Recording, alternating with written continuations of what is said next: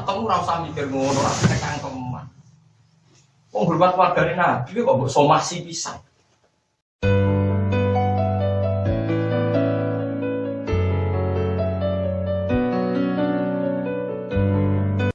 Ingat kata sayyid itu dibagi dua bagian. Awas hati-hati ya, kata sayyid dibagi dua bagian.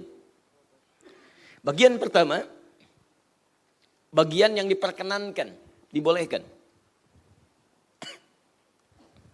Bagian yang kedua, bagian yang dilarang. Di kata sayyid, panggilan sayyid, sayyiduna, sayyid dan sebagainya, itu dibagi dua bagian. Satu, bagian yang diperkenankan. Kedua, bagian yang dilarang.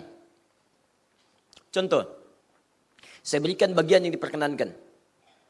Nabi SAW pernah menyampaikan kalimat ini, Nabi sendiri mengatakan di lisannya dalam hadis riwayat Al-Bukhari. Lihat kalimatnya.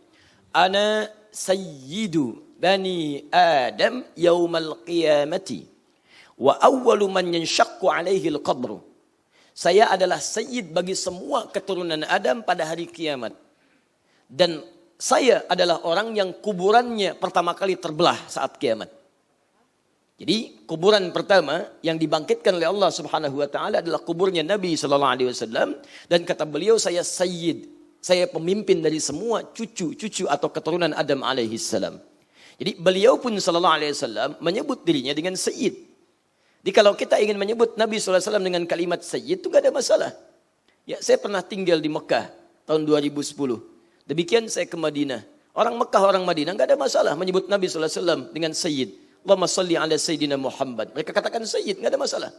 Antum jalan dari Mekah ke Madinah, di pinggir jalan ada kalimat salawat kepada Nabi menggunakan kata sayyidina. Lurus, ya, antum lihat sebelah kiri ada tulisan Allahumma salli ala Sayyidina Muhammad. Syekhul Islam Ibn Taimiyah menulis kitab Risalah Tazkiyatun Nafas. Beliau buka di kitabnya di mukaddimah dengan kalimat salawat Allahumma salli ala Sayyidina Muhammad. Syamsuddin Al-Dhahabi, beliau memiliki kitab Al-Kabair, dosa-dosa besar. Beliau memuat bab di mukaddimah dengan kalimat salawat. Setelah mengatakan bismillahirrahmanirrahim, alhamdulillahi rabbil alamin, lihat kalimatnya wala udwana illa 'alal zalimin, wassalatu wassalamu ala sayyidil mursalin, menggunakan kalimat sayyid. Sayyid. Ya. Jadi kalau Anda ingin menggunakan bagian pertama, Nabi pernah mengatakan sayyid bagi dirinya. Kita lihat nanti, satu, ada sayyid yang diperbolehkan. Nabi pernah mengatakan kepada Al-Hasan cucunya, hadza ibni sayyid. Ini cucu saya, sayyid dia. Sayyid diangkat oleh Nabi. Umar bin Khattab pernah menyebut Abu Bakar dan Bilal dengan sayyid. Hadza sayyidun man a'taqa sayyidan. Ini adalah seorang sayyid yang membebaskan seorang sayyid. Karena Bilal bin Rabah pernah kemudian dibebaskan oleh Abu Bakar ketika sedang disiksa, dibeli oleh beliau, dibebaskan dari kebudakannya. Nah, kalimat sayyid yang dimaksudkan di sini adalah kalimat penghormatan yang sifatnya umum dipandang dalam kemasyarakatan. Itu enggak ada masalah. Kalau diterjemahkan ke bahasa kita, panggilannya bapak, pak. Ya, tuan, mister. Ada namanya Asep, usia 70 tahun. Bertemu misalnya, maaf, dengan Andi, anak 7 tahun.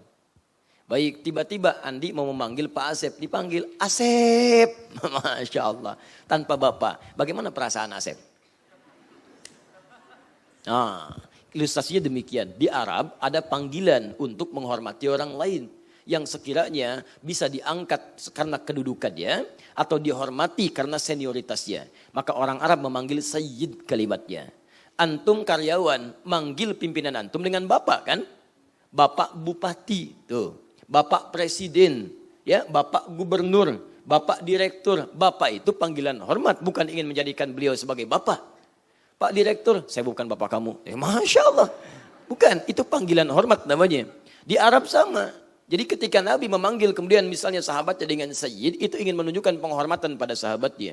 Sahabat memanggil sayyid, penghormatan. Antum pun begitu.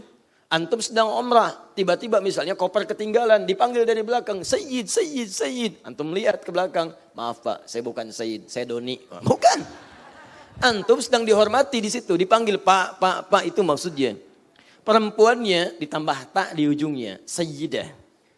Sayyidah Khadijah, Sayyidah Fatimah, Sayyidah Aisyah. Boleh menggunakan sayyidah.